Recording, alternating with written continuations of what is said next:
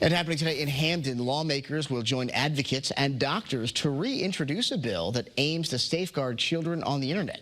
So with more on that, let's get right out to Channel 3 Eyewitness News reporter Marcy Jones, who is live outside of the Clifford Beers Community Care Center, where that meeting will take place later this morning. So Marcy, what can we expect at this hearing? Good morning, Roger. Well, heading into today, Senator Richard Blumenthal wants people to know this is a bipartisan bill. So putting politics aside, he really wants to focus on keeping kids safe and holding big tech accountable. Now, this morning is going to kick off with a roundtable discussion between teens, clinicians, and advocates. The discussion will focus on the dangers of young kids and teens online. Topics range from toxic content and harmful algorithms to the negative impact social media can have on mental health.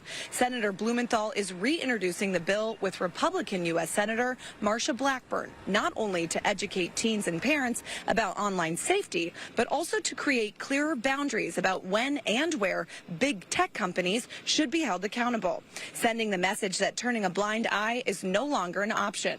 Back out here live, this is going to take place at the Clifford Beers Community Care Center here at 11. Of course, Channel 3 will be covering it all, so stay with us online, on air, and on our app. Reporting live in Hamden, Marcy Jones, Channel 3 Eyewitness News.